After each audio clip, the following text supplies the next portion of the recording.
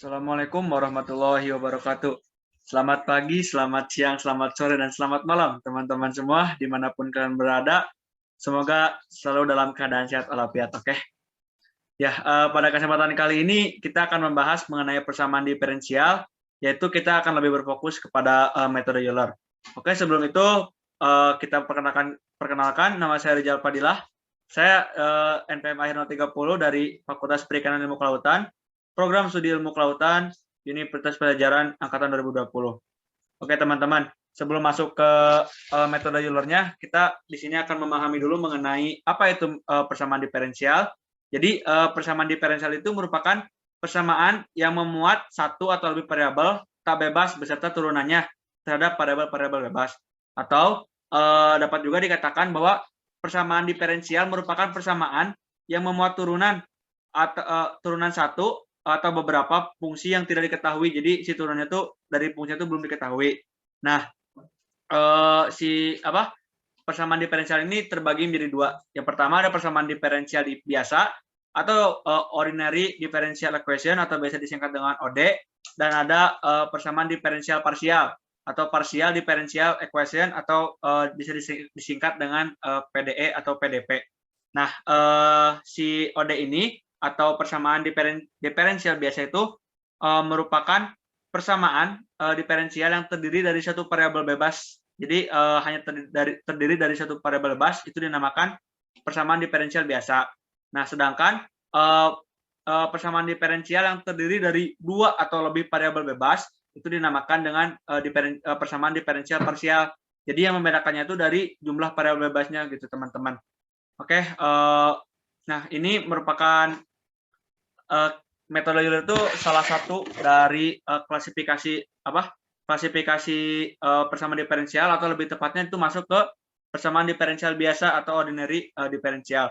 Sebenarnya kenapa persamaan diferensial ini tuh masih banyak kekurangan gitu, teman-teman. Tapi ini tuh banyak dipelajari karena metode ini tuh dikatakan sederhana gitu. Jadi lebih banyak dipelajari juga gitu. Jadi ada kekurangan dan ada kelebihannya lah gitu. Nah, untuk lebih memahami, kita akan masuk ke contoh soal aja ya, teman-teman. Ini ada contoh soalnya. Contohnya misalkan diketahui suatu fungsi sebagai berikut. Ini fungsinya ada DYT per DT sama dengan min T dikali YT. Nah, di mana YT ini merupakan ukuran sel unit dan T itu merupakan waktu atau hari. Dengan menggunakan metode Euler, tentukan ukuran sel pada waktu hari kedua dengan kondisi awal, yaitu pada hari pertama atau T sama dengan 0 adalah Y0-nya itu sebanyak 10 unit. Nah, pada metode ini kita diminta untuk menggunakan iterasi ketiga, kelima, dan ke-10. Oke, langsung aja ke jawabannya. Ini kita akan melakukan pada iterasi ketiga dulu ya. Langkah pertamanya itu kita akan mencari nilai H-nya dulu. Nah, nilai H-nya gimana cara mencarinya? Cara mencarinya itu dengan H sama dengan B dikurangi A dibagi M. Nah, M itu merupakan jumlah iterasinya gitu, teman-teman. Nah, ini yang B itu 2 berarti pada hari kedua ini. Kemudian yang A-nya itu 0 berarti pada hari pertama ini T sama dengan 0. Nah, M-nya itu 3 karena ini kan iterasi ketiga berarti kita gunakan M ketiga.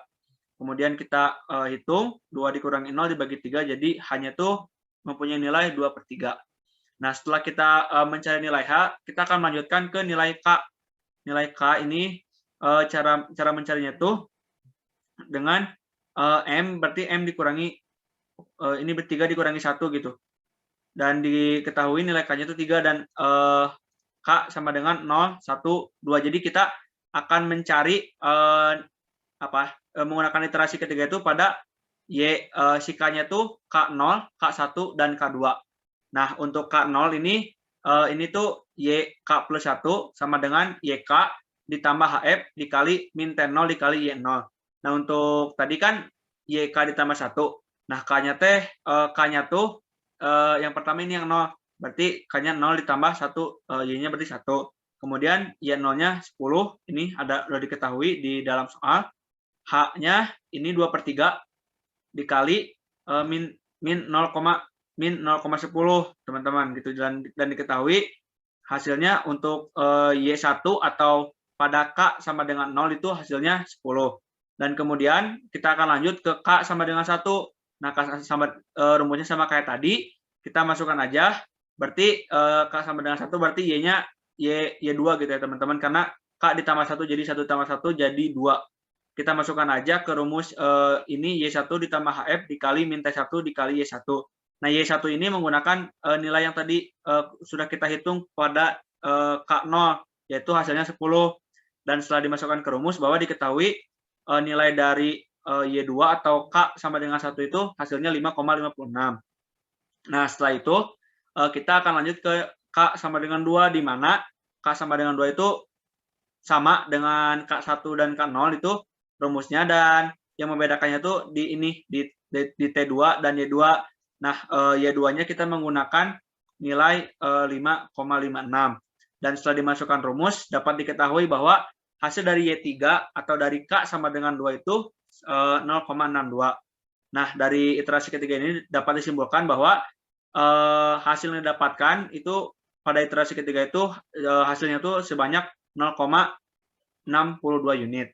Nah, untuk iterasi kelima dan iterasi ke-10 itu dilakukan langkah yang sama ya teman-teman, ya, seperti di iterasi ketiga.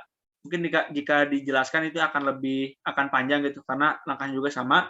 Nanti yang membedakannya itu paling di nilai K ini ya, karena kan iterasi kelima berarti M dikurangi 1 berarti 5 dikurangi 1, K-nya 4 berarti akan ada K0, K1, K2, K3, dan K4. Seperti itu, dan didapatkan pada iterasi kelima itu hasilnya itu sebanyak 1,07 unit. Kemudian pada iterasi terakhir yaitu iterasi ke-10 itu juga sama menggunakan rumus yang sama, dan didapatkan hasilnya itu di hari kedua dengan melakukan 10 iterasi didapatkan nilainya itu sebanyak 1,24 unit cell. Nah, teman-teman, paling itu saja yang dapat saya sampaikan mengenai persamaan diferensial metode Euler. Mohon maaf apabila ada kekurangan dan sulit dimengerti, teman-teman. Itu saja yang dapat saya sampaikan. Terima kasih atas perhatiannya. Saya Rizal Fadilah, pamit undur diri. Assalamualaikum warahmatullahi wabarakatuh.